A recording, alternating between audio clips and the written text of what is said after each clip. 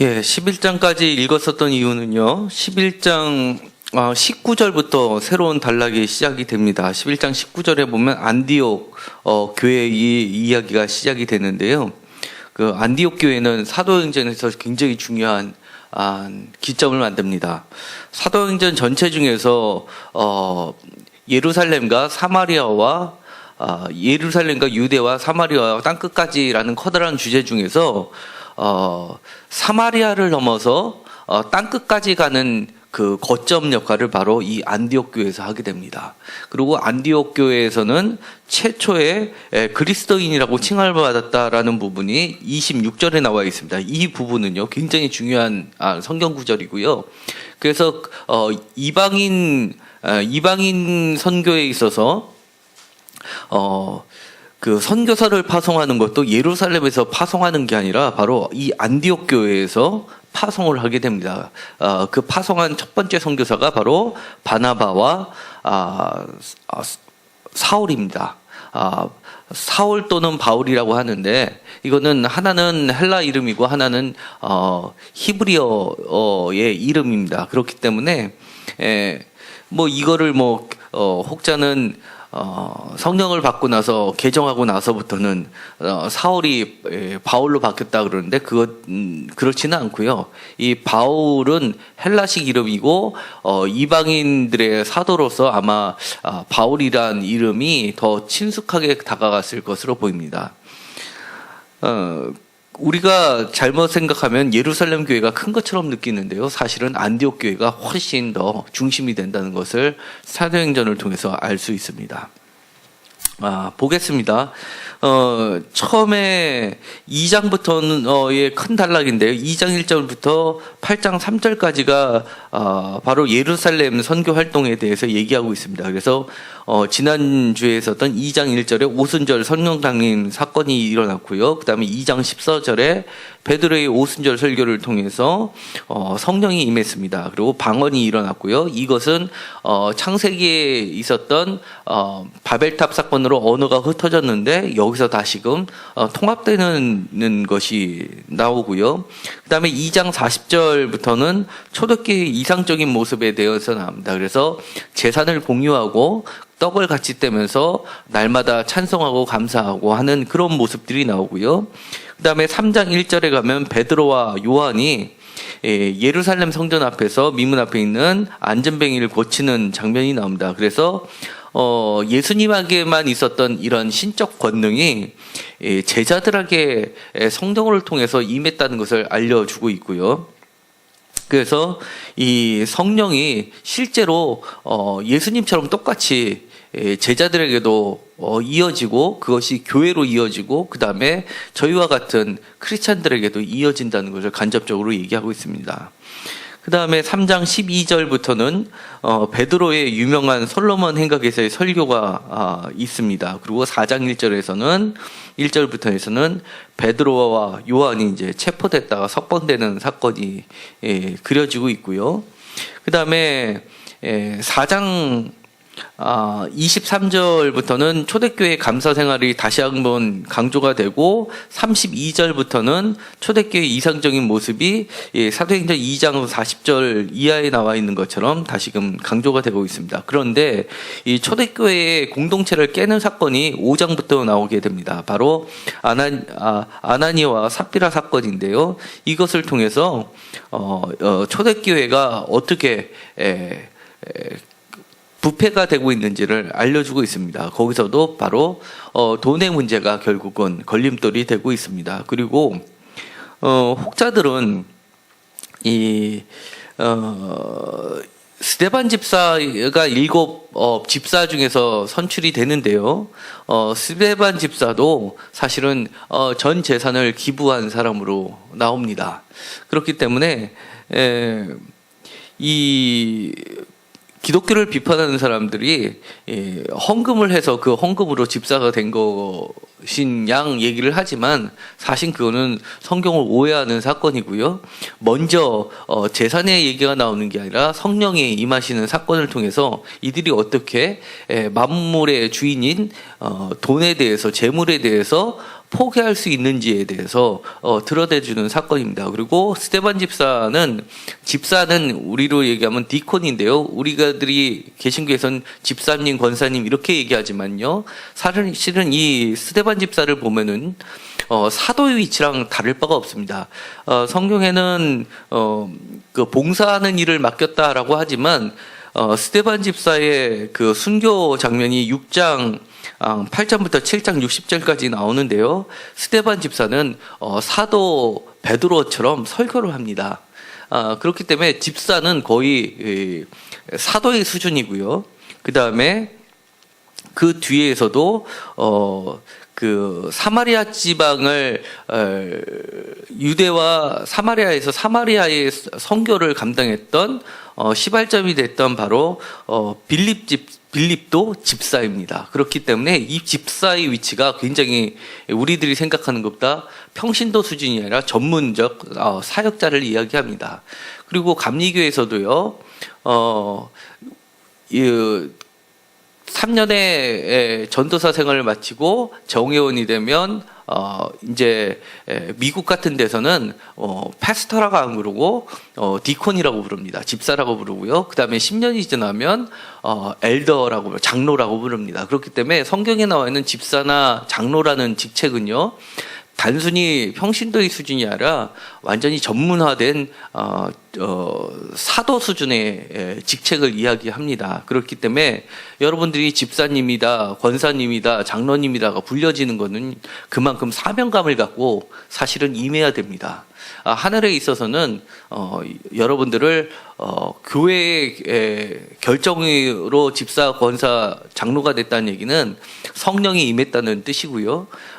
그렇다는 얘기는 그만한 책임을 하나님께서 물으실 수 있다는 경고가 되기도 합니다. 그러니 사명감을 갖고 스데반 집사처럼 그렇게 그런 삶을 사시기 바랍니다.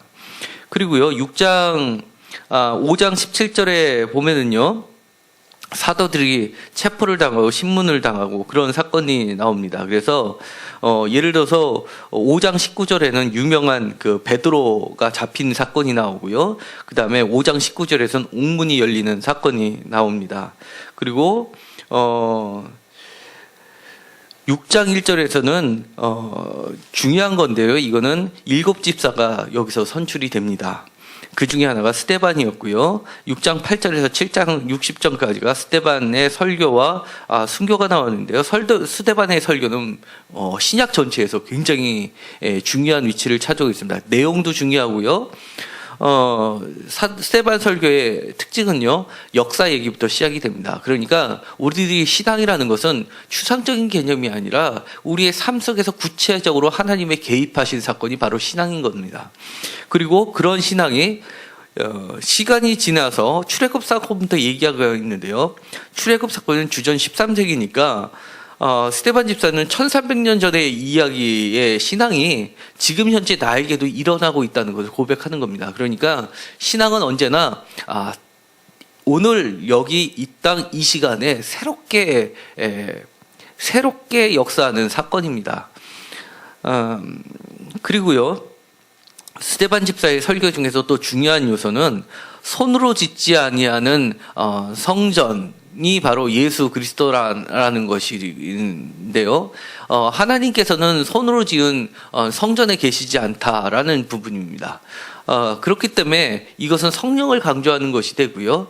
예수 그리스도에 의해서 돌로 지어지지 않은 성전, 예수님의 몸으로 지어진 성전, 부활하심으로써 지어진 새로운 성전, 교회의 탄생을 이야기하고 있습니다. 그래서 우리들도 교회의 지체가 되는 것이고요. 그렇기 때문에 우리도 예수의 몸을 이루면서 예수님을 따라가는 삶이 되는 것입니다. 그리고 그 사건에 바로 배후에는 누가 있었냐면 유대교가 있었습니다. 유대교가 이 초대교회 때를 보면은 박해자의 그 가장 위험한 적수가 바로 유대교라는 겁니다. 기독교의 초기 기독교 공동체들의 그 적은 로마 당국이 아니라 실질적으로 유대인들이었습니다. 유대교인들이었는데요. 그 이유는 이들이 기독교인들을 관리도당이라고 얘기를 하기 때문에 그렇습니다. 그래서 사도행전 5장 36절하고 37절 한번 찾아보실까요? 이거는 아주 짤막하게 지나가는 건데 굉장히 중요한 표현입니다. 사도행전 5장 36절과 37절에는 두 사람 얘기가 납니다. 드다와 갈릴리 유다.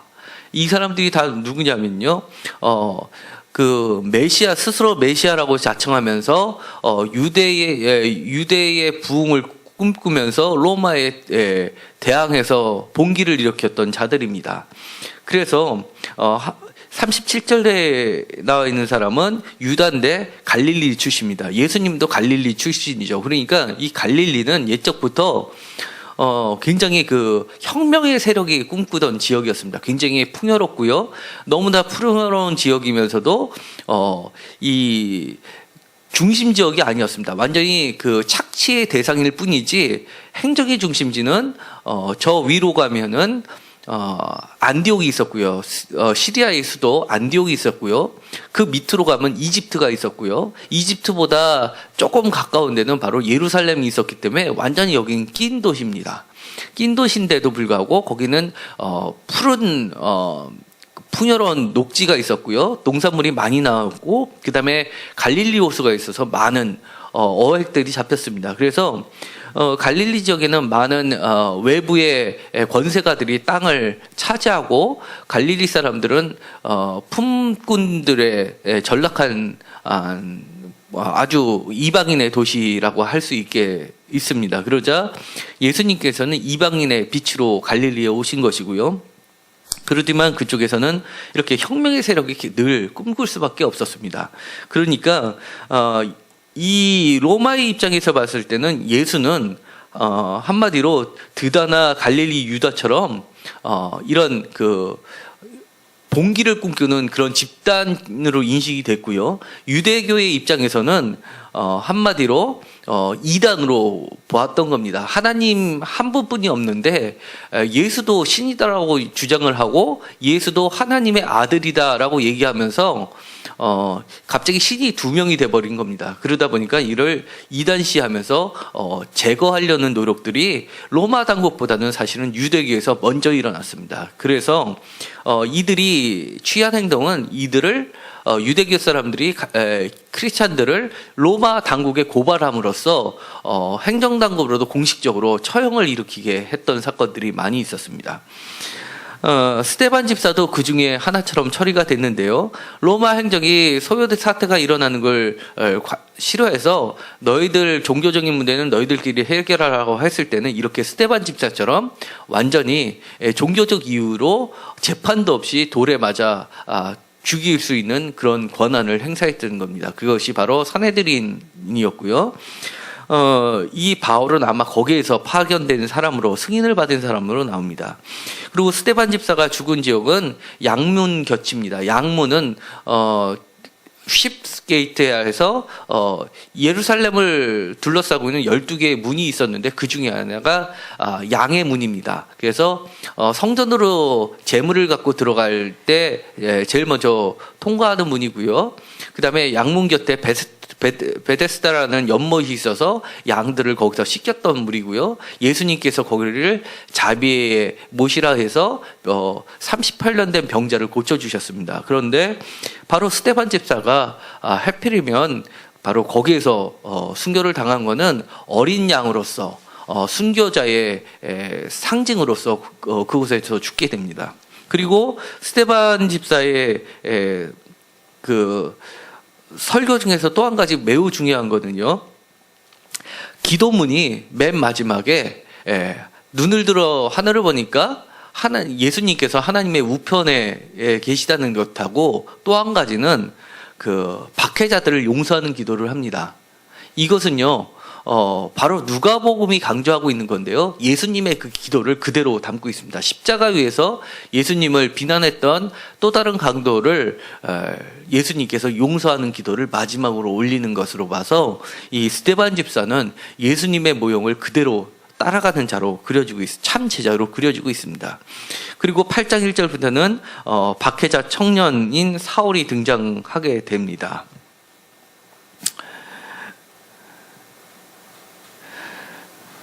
그리고 이 성령 강림 사건은 중요한 게 요엘서 2장 28절에서 32절까지의 마지막 때에 성령이 부어주심을 그대로 얘기하는 것이고요. 그 다음에 8장 4절부터 11장 18절까지가 사마리아와 해안 지역의 선교 활동을 얘기를 해주고 있습니다. 그래서 8장 4절부터 25절까지는 사마리아 선교가 나와 있고요. 26절부터 40절까지는 유명한 에티오피아의 관리자 간다게가 나와서 거기서 세례를 받고, 그 다음에 9장 1절부터 31절까지는 바울이 드디어 회심하는 사건이 나오게 됩니다. 그래서 10장 1절에서 48절까지는 베드로가 이방인 고넬료에게 복음을 전파해서, 사실 이방인 선교에 다리를 놓는 것은 바울이 아니라 그 전에 베드로가 먼저 있었습니다. 베드로가 이방인 고넬료에게 성령을 설교를 하고, 고넬료에게 성령이 내리는 것을 보고 하나님께서 확증하신 사건으로 정해버리는 겁니다. 그래서 이 베드로가 길을 터줬기 때문에 그 다음에 바울이 이방인의 선교를 시작할 수 있었던 거고요. 그래서 11장 1절부터 18절까지는 베드로가 예루살렘에 와서 이방인 선교를 하나님이 계획하신 것이라고 해서 얘기를 하는 장면이 나오고, 예루살렘 교회로부터 승인을 받습니다. 그러면 궁금한 점이 있을 겁니다. 도대체 박해가 예루살렘에서 시작해서 다 흩어졌는데 왜 베드로하고 요한은 여전히 예루살렘에 머물러 있느냐라고 질문하시는 경우가 있습니다. 맞습니다. 정확하게 표현하는데요. 박해는요, 누구한테 박해가 가해졌냐면 유대계 크리스찬들한테 박해가 가져 있는 게 아니라 1차적으로 헬라계 크리스찬들에게 박해가 가해졌던 겁니다. 그래서 7 집사들의 이름들을 보면요, 다 헬라파들입니다. 그리고 그 구제하는 일에서 분쟁이 생긴 것도 히브리 사람들과 헬라 사람들 사이에 분쟁이 생긴 것입니다. 그리고 나서 박해가 헬라파 사람들한테 이루어지고, 헬라파 사람들은 다 떠나게 되고, 여전히 베드로와 요한 같은 유대교를 충실히 지키면서 예수님을 받아들인 자들, 그 다음에 마지막에 그 10장 11절에 베드로의 설교를 보더라도 여전히 베드로는 그 전까지 10장 이전까지는 이방인들에 대해서는 굉장히 주저하는 모습들을 볼 수 있는 겁니다. 그렇기 때문에 그 전까지는 베드로는 아직 우리들이 생각하는 것처럼 유대교의 기독교인이라기보다도 유대교 안에 머무는 자였습니다. 그러니까 여전히 성전을 날마다 다니면서 예배를 드릴 수 있었던 것이고요. 그렇기 때문에 초기 기독교 공동체들의 이렇게 문헌들을 보면 유대교 율법들을 그대로 이어받고 그 다음에 여전히 율법을 준수하는 것을 지키는 초기 기독교 공동체들이 있었음을 알 수 있습니다. 특히 지금도 에티오피아에 가면 콥틱 종교가 있는데요. 이집트의 콥틱하고 에티오피아 정교가 있습니다. 에티오피아 정교는 굉장히 오래된 간다게가 이룬 종교라고 교파라고 보는데, 종파라고 보는데요. 거기서도 보면은 굉장히 유대교적인 색채가 많이 갖고 있습니다. 그러니까 이 초대교회의 상황을 잘 이해할 수 있었고요. 나중에 보면 바울이 갈라디아에서 베드로와 바나바를 비난하는 장면이 나옵니다. 그것도 바로 이런 맥락에서 이해하시면 될 것입니다. 보시면은요, 그 예루살렘이 보이고요. 이 빌립이 움직였던 행로는 이렇게 보입니다. 예루살렘에서 이 해변가 쪽으로, 이 왼쪽으로 움직였던 겁니다. 그리고 이 에티오피아 내시를 만났던 거는 아마 이 아소도에서, 원래 빌립이 움직이려 했던 것은 이 해변 쪽으로 왼쪽으로 가서요, 위에 쭉 보시면 이 가이사라까지 가는 게 일정이었을 겁니다. 그런데 해안도로가 우리가 생각하자면 이 해안을 쭉 따라가는 게 아니라 요바를 거쳐서 이런 식의 길이 있었을 것으로 보이기 때문에 이런 루트를 가는데 가다가서 바로 예루살렘 근처에서 내시를 만나게 되죠. 그래서 이쪽에서 세를 하고 이 내시는 밑으로 해서 내려가게 되고요. 그 다음에 이 빌립은 이 해변 쪽으로 가가지고 중요한 도시를 거쳐갑니다. 아소도스도 유명하지만 이 얌니아라는 지역은 굉장히 나중에 중요하게 되는데요. 왜냐하면 예루살렘에 함락되고 나서 유대 지도자들이 얌니아에서 다 모이게 됩니다. 그래서 이들이 여기에서 얌니아에서 90년도 AD 90년에 그 구약 성경을 확정을 시킵니다. 왜냐하면 기독교인들이 이 유대교 성경을 자기네들이 성경처럼 활용을 하니까 그거에 대해서 대응해서 그들이 쓰지 못하게끔 자기네들이 이 성경을 이제 이것이 정경이다라고 테두리를 놓는 게 바로 얌니아 회의입니다. 그 전까지는만 하더라도 이 구약은요, 유대교에서는요, 우리 불교처럼 보면 불교는 정경이라는 게 없지 않습니까? 여러 가지 어록들을 다 붙여서 그걸 다 전체를 쓰는데 이 유대교에서는 그런 것처럼 모세 오경 외에는 이것이 다 요것까지만 정경이다 하는 테두리가 없이 모세 오경 외에 선지서, 그 다음에 시가서 이런 식으로 폭넓게 사용이 됐습니다. 그런데 이거를 얌야회 때 결정을 하면서 그 공교롭게도 그게 결정이 되면서 기독교는 더 발전하게 됐습니다. 그거를 구약을 우리의 정경으로 받아들이면서 놀러 많은 역사들이 일어났죠. 그 구약이 예수님을 증거하는데 가장 많이 변증적으로 사용되었고요. 그 다음에 이 욥바라는 것은 나중에 이 욥바는 또 유명한 게 이제 요나 같은 경우에 이 욥바가 유명하죠. 바울이 회심한 후에요. 이 안디옥 교회는 바로 이쪽에 있습니다. 이 수리아라고 하는 데가 수리아가 시리아고요. 시리아가 이제 수도가 안디옥인데요. 안디옥은 굉장히 큰 도시입니다. 그래서 이집트의 알렉산드리아와 시리아의 이 안디옥은 두 개가 양대 축입니다. 그래서 로마에서 점령을 할 때는요. 먼저 그 총독을 안디옥에다 놓고요. 그 밑에 하부 도시로 예루살렘에다 총독을 파송하는 겁니다. 그래서 예루살렘에 총독이 해결을 못하면 누구의 제재를 받냐면 이 안디옥에서 제재를 받습니다. 그리고 자치에 문제가 생기면 나중에 군대를 어디서 주둔군을 끌고 오냐면 이 안디옥에서 끌고 옵니다. 그 정도로 이 안디옥은 중요 도시고요. 그러다 보니까 이 이제 바울이 이 안디옥 그렇기 때문에 이 안디옥 교회가 커질 수밖에 없는 겁니다. 그러니까 로마 교회처럼 큰 데가 바로 안디옥 교회고요. 거기서 파송을 받습니다. 파송에서 먼저 간 것이 구브로죠. 구브로인데 사이러스라고 우리는 사이러스라고 되겠죠. 그래서 구브로인데 여기가 이제 그 바나바의 고향인 거죠. 여기서 전도를 하고 살라미에 도착한 다음에 그다음에 도시 이름은 수도는 바로 바보입니다. 바보에서 전도를 하고 배를 타고 다시 이 밤빌리아라고 보이시죠? 이 밤빌리아는 하나의 주 이름입니다. 주 커다란 지역 이 밤빌리아 지역이고요. 그다음에 먼저 이제 크게 보면은 우리가 길리기아 지방 하라면 이 위쪽이 되고 길리기아 지방에 다소가 있습니다. 이 다소에서 바울이 태생을 한 거죠. 이 길리기아의 다소도 굉장히 유명한 지역이고요. 그 다음에 여기 있는 밤빌리아 지역이 이쪽에 있고요. 그 다음에 비시디아가 이쪽에 있습니다. 그래서 비시디아 안디옥도 바로 이 위에 있는 겁니다. 그래서 여기에는 시리아의 안디옥과 비시디아 안디옥은 구분이 되고요. 그 다음에 그러다 보니까 이 구브로에서 배를 타고 이 항구 도시로 온 다음에 버가로 온 다음에 버가에서 비시디아 주에 속해 있는 도시 안디옥으로 가고요. 안디옥에서 다시 이렇게 이고니온과 루스드라로 더베로 갔 다음에 다시 왔던 길을 되돌아서 이 밤빌리아 지역에 아탈리아라는 항구가 있습니다. 이 항구를 타고 여기서 다시 이 안디옥으로 돌아오는 여정이 바로 1차 여행입니다.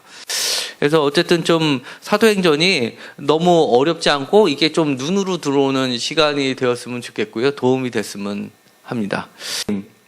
성령의 역사 대해서 다시 한번 배우게 됩니다. 하나님, 마지막 때에 요엘을 통해서 약속하셨던 것들을 정말 귀하게 주셨습니다. 놀라운 사역들이 일어났고 저희들도 성령을 받았음에도 불구하고 그 성령의 능력이라는 것을 너무 우리가 깨닫지 못하고 사는 것 같습니다. 성령님께서 함께하여 주시사 오늘 이 시간 저희들에게 초대교회에 있었던 그 성령의 역사를 허락하여 주셔서 우리 삶이 달라질 수 있게 인도하여 주옵소서. 예수님의 이름으로 기도드렸습니다.